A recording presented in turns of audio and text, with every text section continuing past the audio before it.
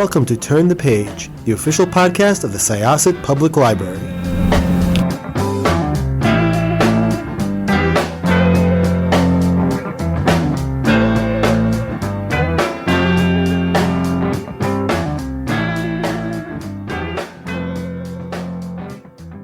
Hi, welcome to Syosset Library's Turn the Page podcast. I'm your host, Jessica, and I am so happy to be hosting this author who wrote a book that is so heavy with mood and setting that I kept forgetting the time period. And I think that that was probably part of Yes. the whole process. Welcome, Shannon Morgan. Tell us about A Penance for Crows.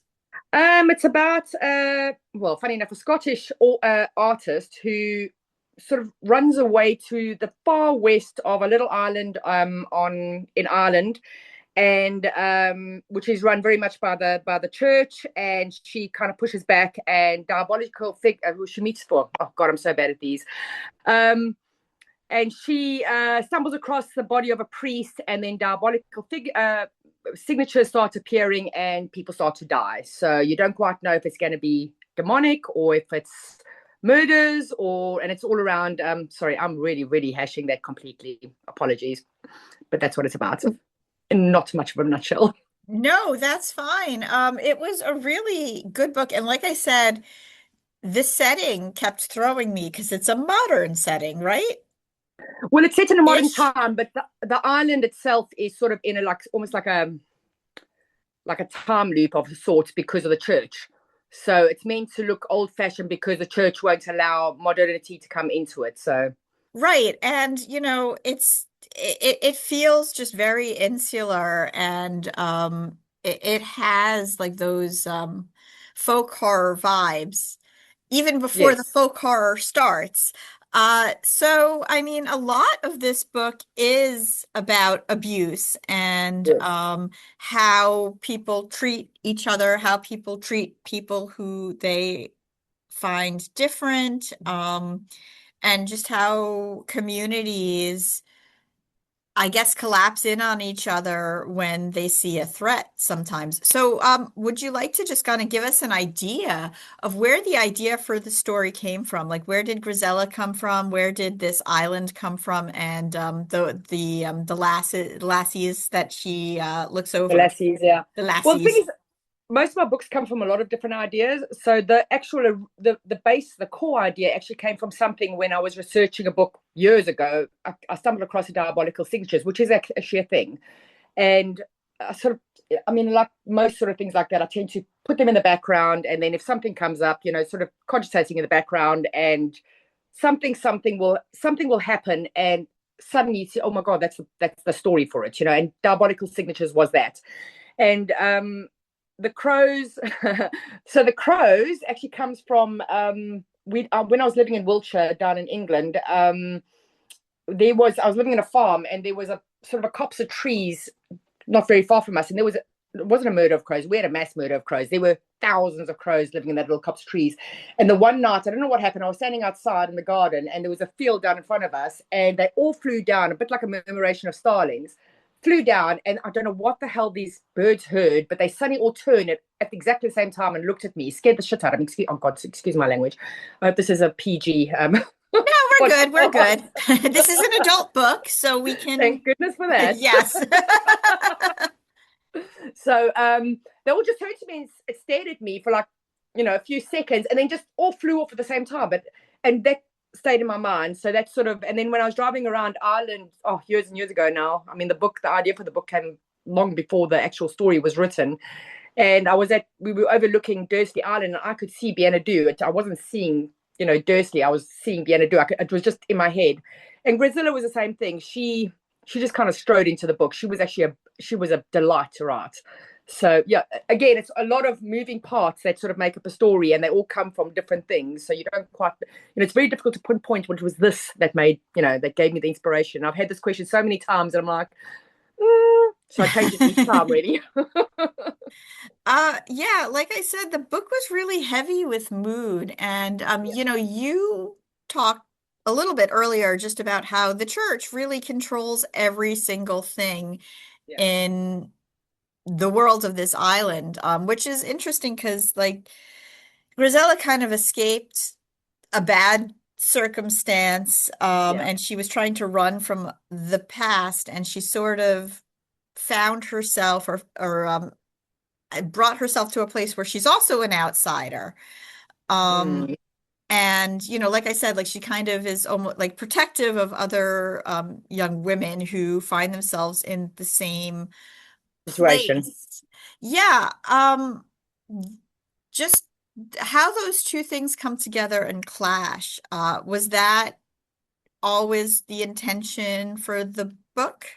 I did want to highlight the bullying aspect. That was something for me because I mean, I've not particularly experienced it myself, but I've seen a lot of it in my life. And it is something that I don't think we actually talk about enough because, we talk about bullying as if it's an okay thing. But, and I know I actually mentioned somewhere in the story, but bullying is actually a form of abuse. And we don't call it that. And I think that is something that is really, really wrong. And it does need to be highlighted is that kids can abuse other kids. It's not just, men against women or parents against children or what have you. It is, and that is something that stays with those kids for the rest of their lives. I mean, every person that I've met that has been bullied, they are genuinely still traumatized. It's something it's just as bad as rape or anything else that happens to women generally. It is something that happens. It will keep with you for the rest of your life, and it will affect you for the rest of your life. So that's something I probably wanted to highlight. Um, yeah, that was sort of one of the main things. And obviously, as the story evolved, then I could see how you could, just the insularity of little communities. I mean, I've lived in a lot of villages, well, sort of really all over the UK. And, a lot of things get brushed under the carpet. And that's something I wanted to highlight as well is that, you don't actually know what's going on in your neighbors. And I've even seen this as reviews. Like, how did everyone else not know? I'm like, but people don't know or they don't want to see. And it's a genuine thing, people think, oh, but I would say something, but people don't.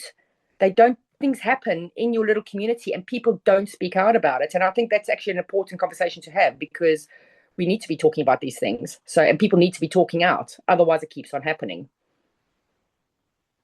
Just symbols.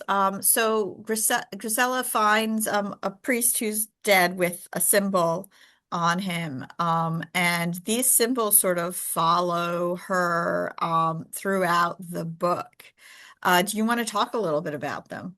Well, the diabolical signatures was actually one of those things, as I said, it was one of those things that I stumbled across when I was researching something else. And I was fascinated by them, these ideas of these supposed like demonic sigils that can, raise demons. And like, wouldn't it be great if we could, just, smite your enemies or what have you.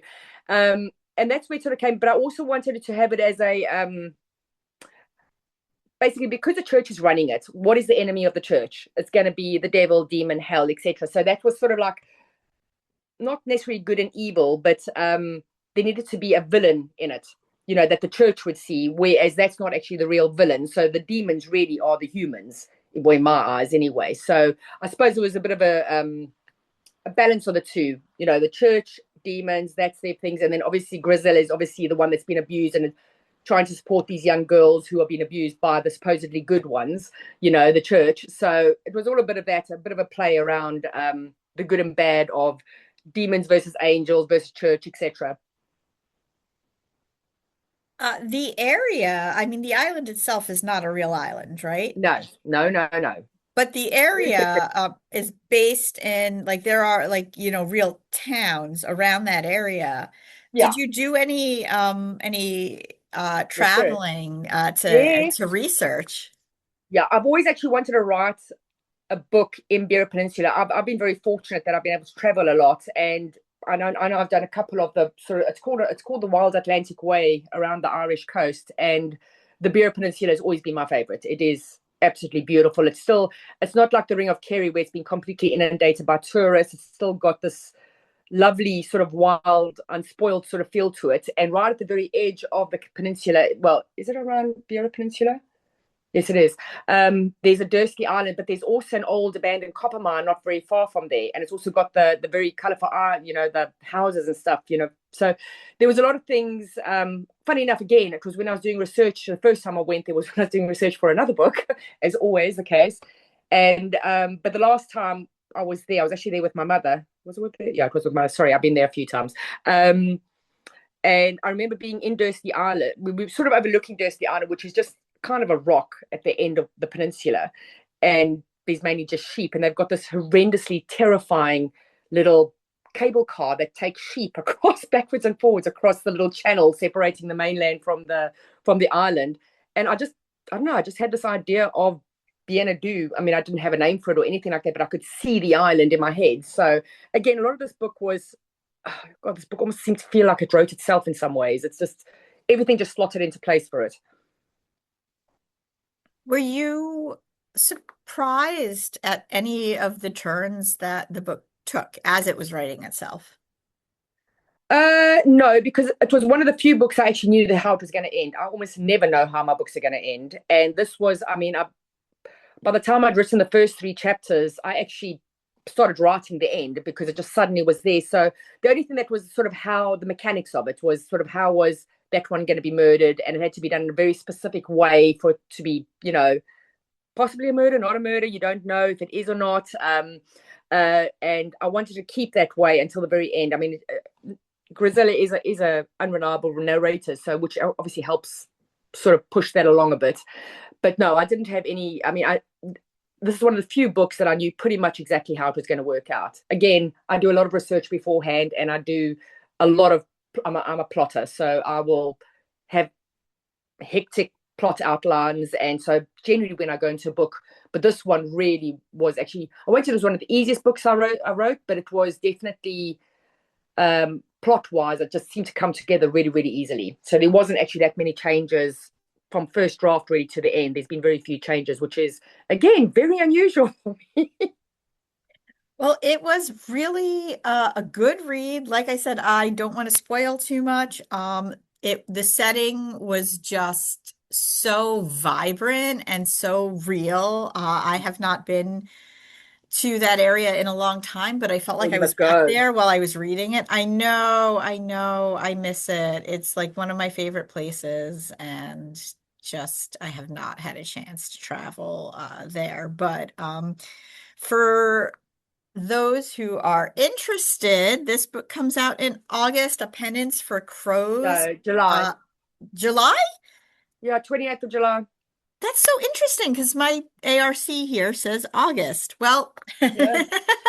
Oh, it does too. No, it's 28th of July. Although it's right at the end of July, to be fair.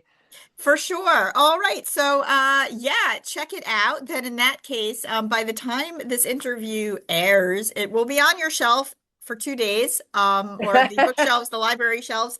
Check out A Penance for Crows if you want to do a little tour of remote Ireland and you want a little gothic folk horror in it. It is a great book. Thank you so much, Shannon. This was Jessica with Syosset Libraries Turn the Page podcast, and we are going to close this chapter. It's time to close this chapter of Turn the Page. Join us for the next episode.